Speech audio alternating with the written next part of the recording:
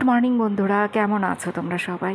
নিশ্চয়ই ভালো আছো, আমিও ভালো আছি। আর আজকে হলো শুক্রবার, সন্তোষী মায়ের পুজো দিচ্ছি। এখন রাধা মাধবের পুজোটা দেওয়া হয়ে গেছে, এবার সন্তোষী মায়ের পুজোর ঘট বসালাম, এখন পাঁচালি পড়ব। তো আজকে আমার ঠাকুরঘর থেকে বেরোতে একটু দেরি হবে। যেদিন সন্তোষী মায়ের পুজো করি সেদিন একটু সময় বেশি লাগে। 10টা বাজে, আমি এই তো পুজো দিয়ে উঠলাম, ভাত বসিয়ে দিয়েছি আর প্রেশার কুকারে ডাল সেদ্ধ দিয়েছি, মুগ ডাল।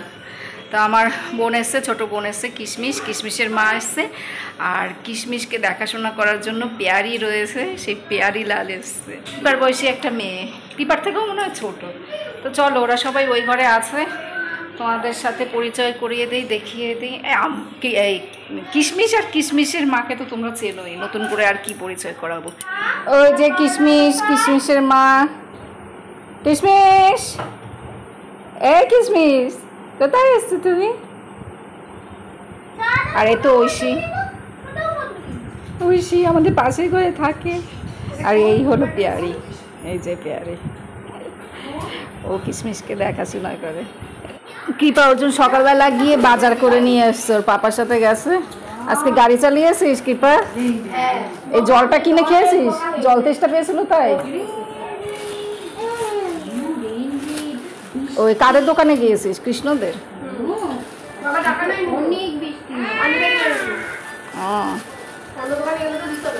কলমি শাক, পুঁই শাক। এই ঐশী, তুই আজকে স্কুলে যাসনি? গেছিস? এত তাড়াতাড়ি চলে এসছিস? এখানে আসলে বেশি নাটক হয় কিশমিশ, সবাইকে দেখতে পেয়েছে তাই। ছোট ছোট বেগুন নিয়ে এসছে। ওহো, এর আগের গাঁঠি কচুই তো খাওয়া হয়নি, আবার কতগুলো গাঁঠি কচু নিয়ে এসছে। গাঁঠি কচুগুলো বাইরে আমি ঝুড়ির মধ্যে রেখেছি, তো আমার খেয়ালই নেই, গাঁঠি কচু ফ্রিজে রাখিনি তো। এবার আমি ভাবছি যে কোনো সবজি নেই ফ্রিজে।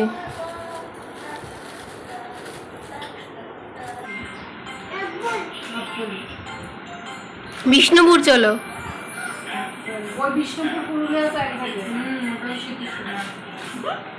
সবকিছু শীতের সময়, সুন্দরবন যেতে ইচ্ছা করছে, সুন্দরবনও শীতের সময়। সুন্দরবনে এখন গেলে কিন্তু ইলিশ খেতে পারবা ভালো ভালো। যাবে?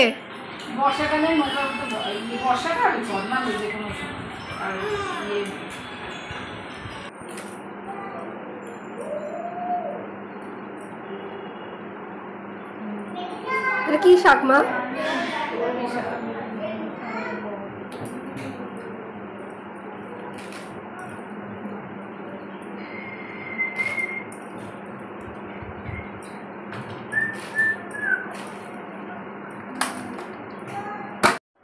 এই কলমি শাক বসিয়ে দিয়েছি, উচ্ছে ভাজা হয়েছে, বেগুন ভাজা হয়েছে, তারপরে কলমি শাকটা বসিয়ে দিলাম। আর এটার মধ্যে গাঁঠি কচু সেদ্ধ দিয়েছি, গাঁঠি কচুর খোসা ছাড়াবো, তারপরে রান্না বসাবো। ডালে ফোড়ন দিতে হবে। গাঁঠি কচুগুলো সেদ্ধ হয়ে গেছে, নামিয়ে নিই। কলমি শাক খেতে এত ভালো লাগে আমার, হেভি ভালো লাগে। রান্নাবান্না চলছে, বাসন ধোয়া চলছে, তো এমন সময় আবার ফ্যান লাগানোর জন্য লোক আসলো। তো সে এসে ওই ফ্যানটা খুলে পাখাগুলো আমাকে বলল ভালো করে ধুয়ে দিতে। তো সেগুলো দেখো এখন ধুয়ে দিচ্ছে। আমার বর কদিন পর পরই শুধু মিস্ত্রি পাঠাবে বাড়িতে, এসির মিস্ত্রি, রং মিস্ত্রি, কলের মিস্ত্রি, টানা বেশ কয়েকদিন ধরে বাড়িতে এইসব চলছে। মিস্ত্রি এসে পুরনো কাপড় চাইলো, তারপর তার চাইলো। মিস্ত্রিরা যখন বাড়িতে আসে তখন তাদের সাথে আমাকে আবার এই হেল্পার হিসেবে কাজ করতে হয়। আর যখন রান্নাবান্নার কাজ করি সেই সময় মিস্ত্রি আসলে আমার যে কী রাগ হয়, মাথাটা এত গরম হয়ে যায়। আমি রান্নাবান্না করব না ওই ওদের সাথে তাল দেব, গ্যাস অফ করে তখন ওদের সাথে আমাকে এরকম তাল দিতে হয়।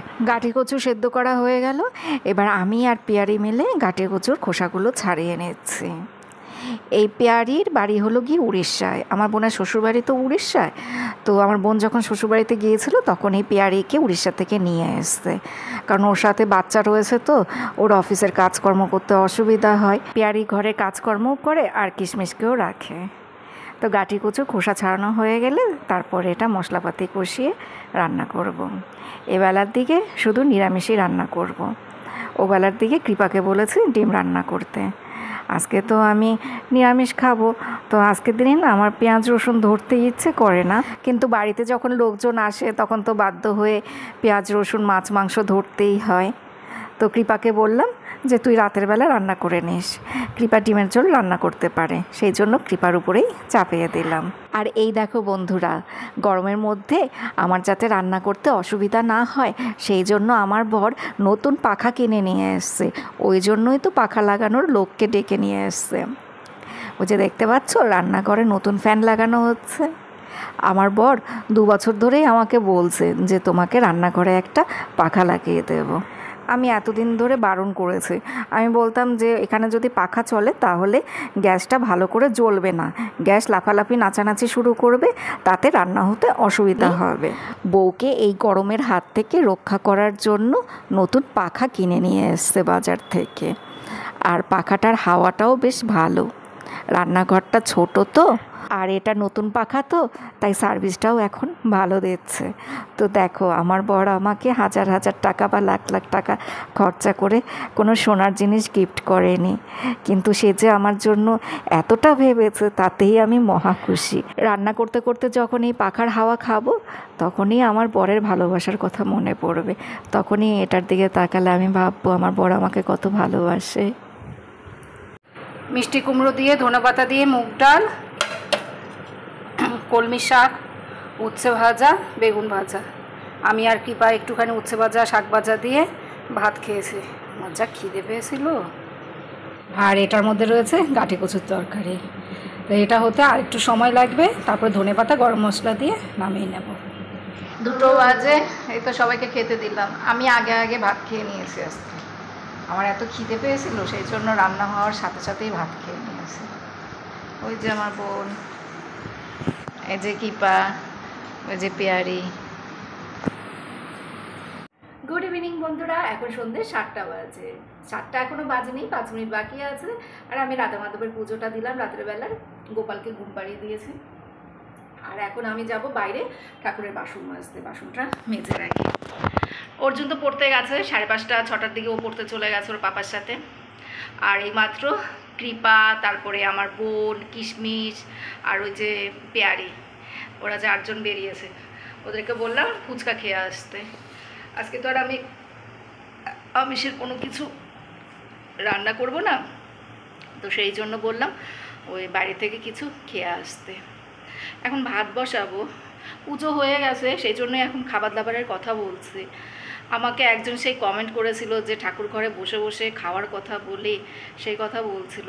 হ্যাঁ, ঠাকুর ঘরে বসে খাওয়া দাওয়ার কথা বলাটা ঠিক না, কিন্তু কি বলো তো, ওই ঠাকুর পুজো হয়ে যাওয়ার পর না আমি তোমাদের সাথে কথা বলি তো তখন ওই খাওয়া দাওয়ার কথাগুলো না চলে আসে, আমার না খেয়াল থাকে না।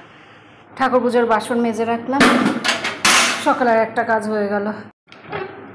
কালকে সকালের জন্য ময়দা মাখবো, ময়দা যা আছে হবে তাতে। এইটুকু আছে, নিরামিষের ময়দা রয়েছে, দেখি সেখান থেকে একটু নেব। ছোলার ডাল ভেজাবো,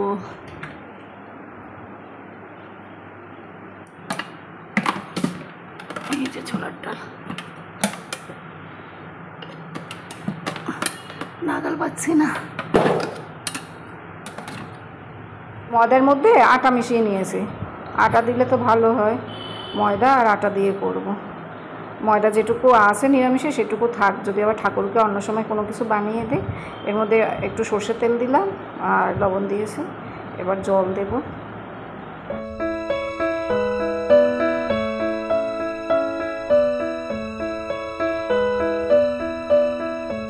আমার বর জাম এনে এখন জাম মেখে খাচ্ছে।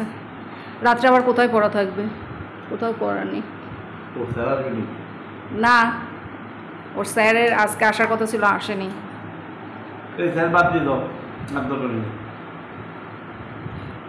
বুঝেই তো পাচ্ছি না স্যার।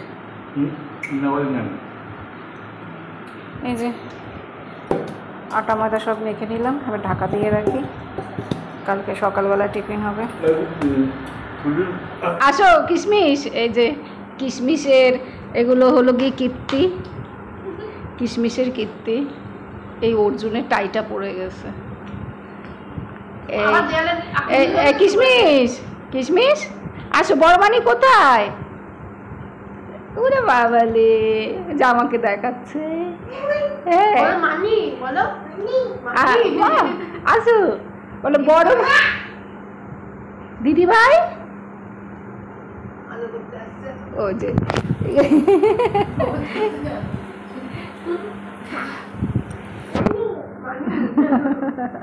টাইগার কোথায়? টাইগার দেখিয়ে দাও। বাইরে গেছে, গরম লাগছে বলে হট টাইগার নিয়েছে। তাই বাইরে হট হালু টাইগার কিরকম করে? টাইগার কেমন করে? আর সিংহ লায়ন, লায়ন কেমন করে?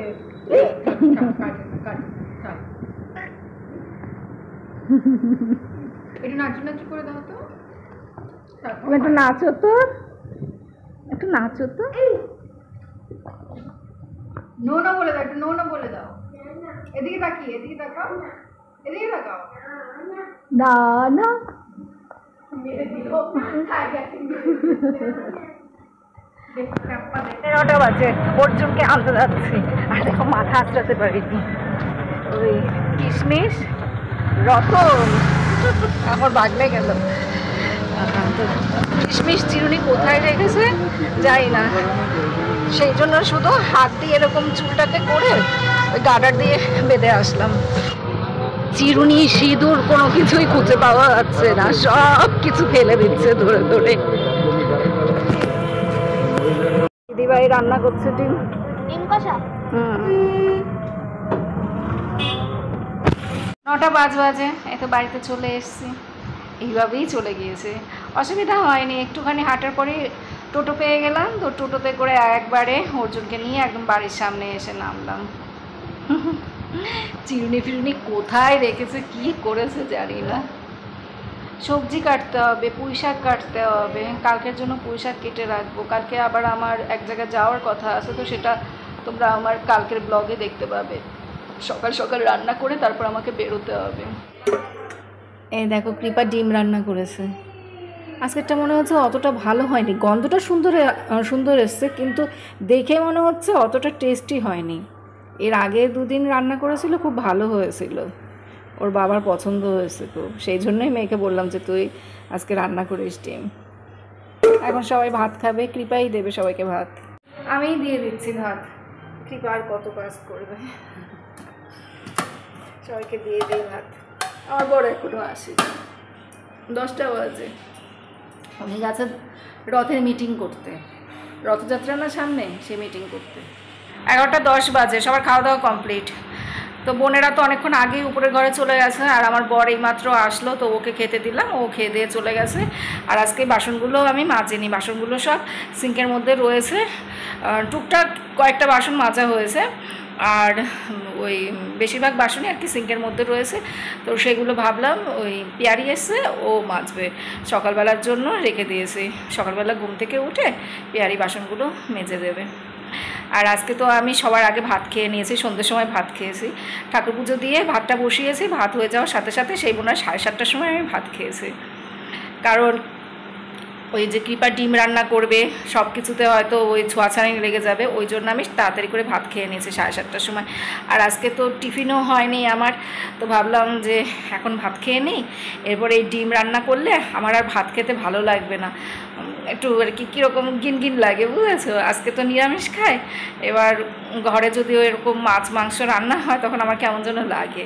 তো ওই জন্য আমি তাড়াতাড়ি করে 7:30টার সময় ভাত খেয়ে নিয়েছি। আর কৃপা তো ডিম রান্না করেছে 8:30 9টার সময়। তো যাই হোক, এই তো খাওয়া দাওয়া কমপ্লিট। আর আজকে জানো তো সকালবেলা এত মনটা খারাপ হয়ে গেছে। সকালে যখন আমার বোনেরা আসলো, ওই তার কিছুক্ষণ পরই 10:30 11টার দিকে একটা বিড়াল মারা গেছে। ওই যে ছোটো বাচ্চা মতো বিড়ালটা আসে, আমি কয়েকদিন ভিডিও করেছি ওই বিড়ালটা। তো ওরা তো উল্টো দিকের বাড়িতে থাকে, সেই বিড়ালটাকে দেখার জন্য কিশমিশ, তারপর অর্জুন, কৃপা, আমার বোন, ওরা সবাই না ওই বাড়িতে গিয়েছিল। ওই বিড়ালটার সাথে একটু খেলে টেলে এসছে। তো ওরা আসার 10 মিনিট পরে শুনি বিড়ালটা অ্যাক্সিডেন্ট করে মারা গেছে, আর আমাদের বাড়ির সামনেই। ওরা তো চলে এসছে, ওই বিড়ালটার সাথে একটু খেলে টেলে চলে এসছে সবাই। 10 মিনিট পর সুইটির মা আমাকে ডেকে বলে কি যে দেখো তোমাদের বাড়ির সামনে বিড়ালটা অ্যাক্সিডেন্ট করেছে, একটা বাইক যাচ্ছিল, ওই বাইকের নিচে চাপা পড়েছে। বাইকওয়ালার নাকি কোনো দোষ ছিল না, যে বাইক চালাচ্ছিল তার নাকি দোষ ছিল না। বিড়াল তো ওরকমই করে, সবসময় এরকম এদিক ওদিক আসা যাওয়া করে। কুকুর বিড়াল তো আর বোঝে না, ওরা তো এরকমই অবুঝের মতো রাস্তা পার হয়, ওরা তো আর মানুষ না। এত খারাপ লাগছিল, বিড়ালটা নাকি সাথে সাথে ছটফট করতে করতে মরে গেছে। যেই গেট থেকে আমাদের গাড়ি বের করা হয় সেই গেটের ওখানটাতে মারা গেছে। আমি একবারের জন্যও দেখতে যাইনি, কারণ ওসব দেখলে আমার আরও বেশি মন খারাপ হয়ে যাবে। ওর কান থেকে নাকি রক্ত বেরোচ্ছিল, বুঝেছো? আমি ওই জন্য ওখানটায় যাইনি। আমার এত কষ্ট লেগেছে শোনার পর। তো বোনকে বলছিলাম যে দেখ কুকুর বিড়াল না অনেক কিছু বোঝে। ওই যে আমার বোনেরা গিয়েছিল, আমার বোন কিশমিশ ওই বাচ্চাগুলো সব ওই বিড়ালটার সাথে খেলা করেছে, তো হয়তো বা ওদের সাথে সাথেই পেছন পেছন ও আসছিল বিড়ালটা। ও ভাবছে যে বাচ্চাগুলো আমাকে আদর করছে, আমি আরেকবার যাব, এই ভেবে হয়তো বা ও আসছিল। ও তো আমাদের বাড়িতে মাঝে মধ্যেই আসতো, মাঝে মধ্যে তো আমি ভিডিওও করেছি। সকালবেলা আমি যখন কাজ করি তখন আমার পায়ে পায়ে হাঁটে। ও হয়তো ভেবেছে যে আমি যাই ওই বাড়িতে, ওই বাচ্চাগুলোর কাছে যাই, হয়তো এরকম একটা কিছু ভেবেছে।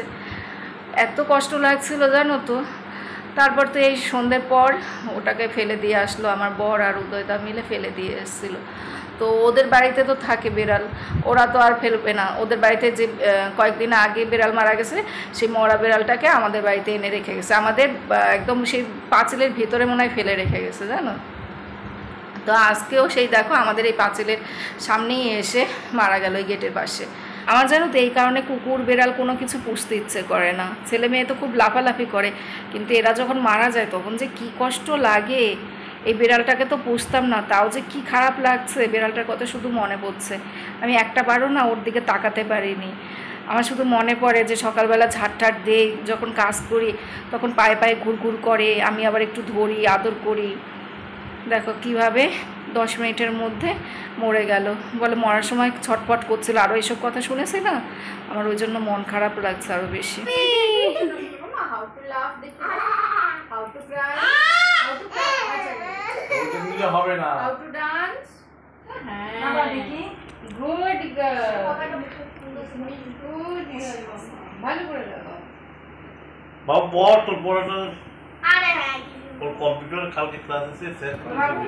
রাত 1টা অবধি বোনের সাথে গল্প করলাম। আমরা সবাই এই ঘরটাতেই শুয়েছি। আমি আর কৃপা নিচে বিছানা করে নিয়েছি, ওর জন্য ওর মানির সাথে খাটের উপরে শোবে। আমার বড় অনেক আগেই চলে গেছে, আমরা দুই বোন গল্প করছিলাম। তো বন্ধুরা ব্লগ শেষ, তোমরা সবাই ভালো থেকো।